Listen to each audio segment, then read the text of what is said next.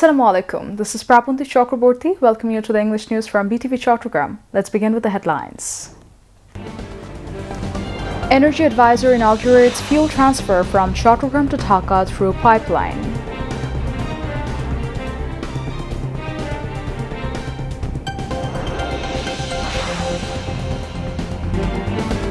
Election Commission to allow expatriate Bangladeshis to exercise voting rights through postal ballot in next polls.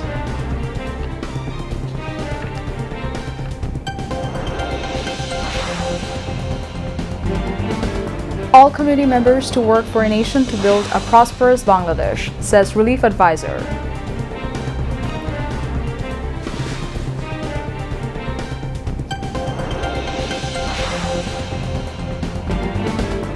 President Trump and Putin make no breakthrough on Ukraine war at high-stakes summit in Alaska.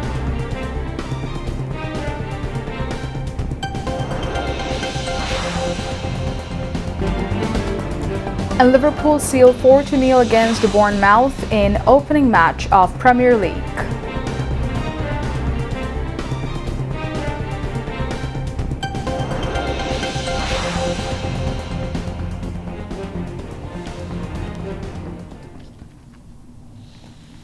Viewers, those were the headlines. Now moving on to the details.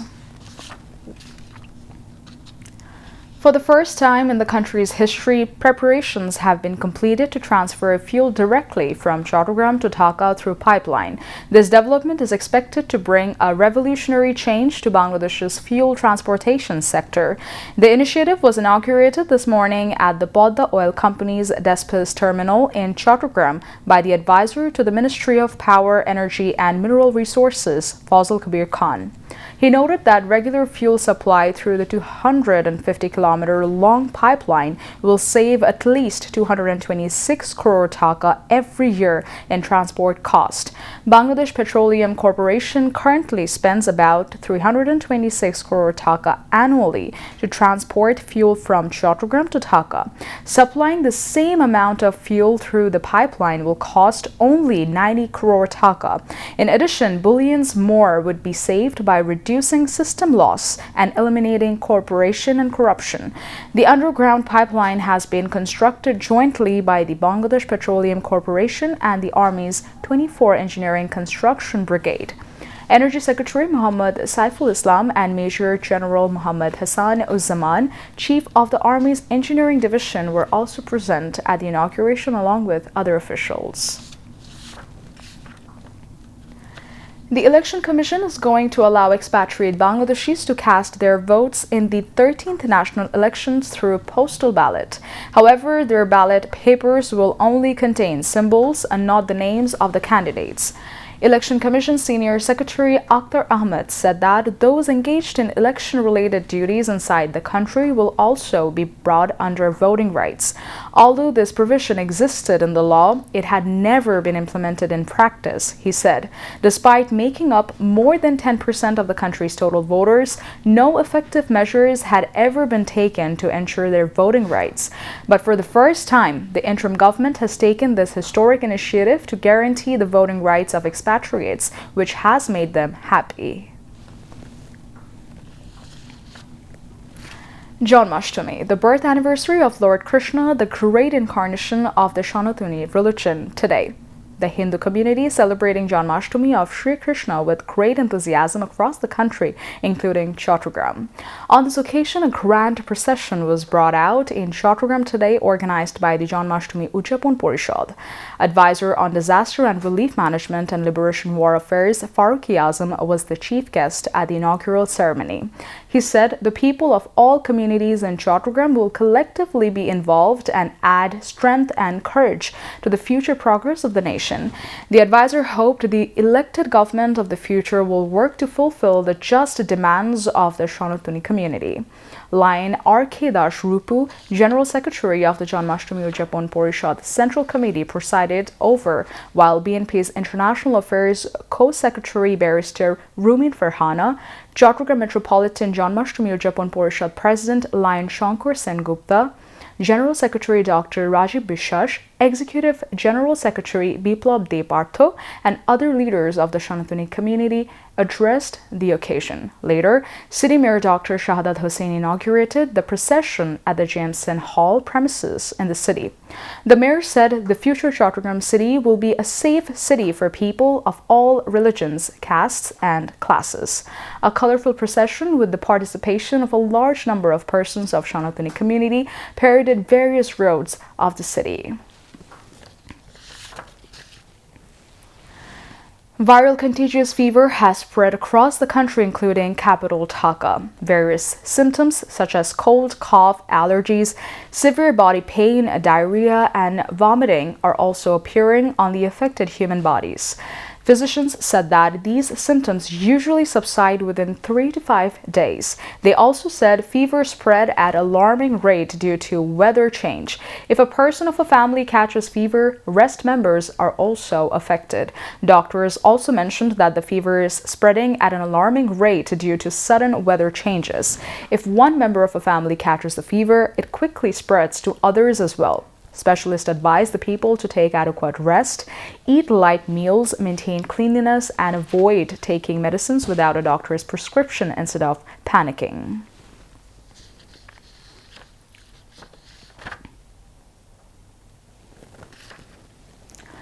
On the occasion of BNP chairperson and former Prime Minister Begum Khaleda Zia's 81st birthday, the Bangladesh Jatiyotabadi Jubo Dal organized a Milad and prayer gathering today at the party headquarters in Noya Palton.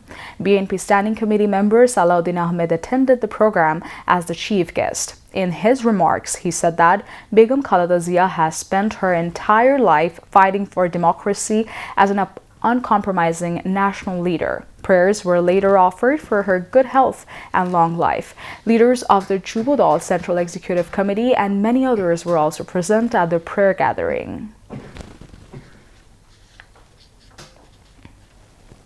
Now, international news.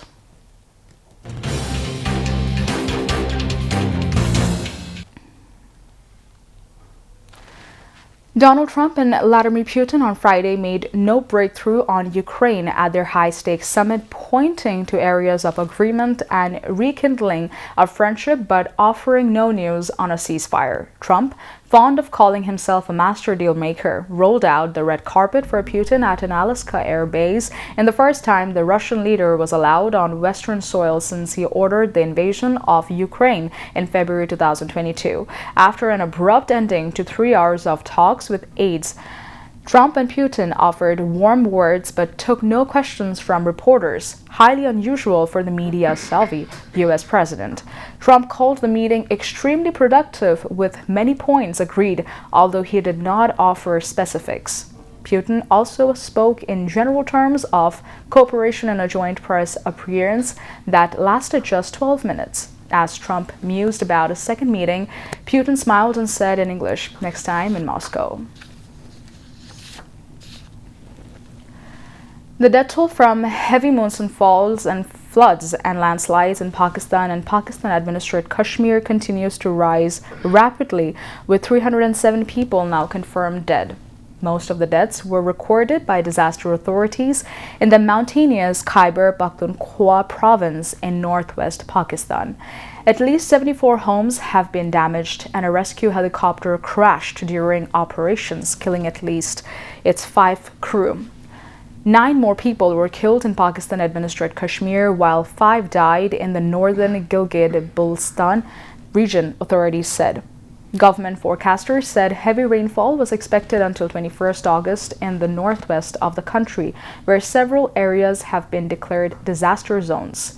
In Bunnor, one survivor told the media that the floods arrived like doomsday. The chief minister of Khyber Pakhtunkhwa, Ali Amin Gadapur, said that the M-17 helicopter crashed due to bad weather while flying to Bajor, a region bordering Afghanistan. In Bajor, a crowd amassed around an excavator trawling a mud-soaked hill, AFP photos showed. Funeral prayers began in a paddock nearby, with people grieving in front of several bodies covered by blankets. Khyber Pakhtunkhwa has declared a day of mourning. The Human Rights Office says at least 1,760 Palestinians have been killed while seeking aid in Gaza since last May, a jump of several hundred since its last published figures at the beginning of August. At least 44 people were killed by Israeli army attacks across the Gaza Strip on Friday, hospital sources told Al Jazeera. The Israeli army is stepping up its relentless campaign of bombing and destruction in Gaza City, leaving thousands of the city's residents trapped with no safe escape. At least one more Palestinian child starved to death in Gaza on Friday, raising the total number of hunger-related deaths in the famished enclave to 240, including 107 children, Gaza's health ministry said.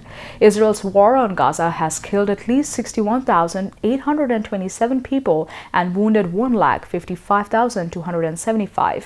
An estimated 1,139 people were killed in Israel during the Hamas-led October 7, 2023 attacks, and more than 200 were taken captive. Back to national news.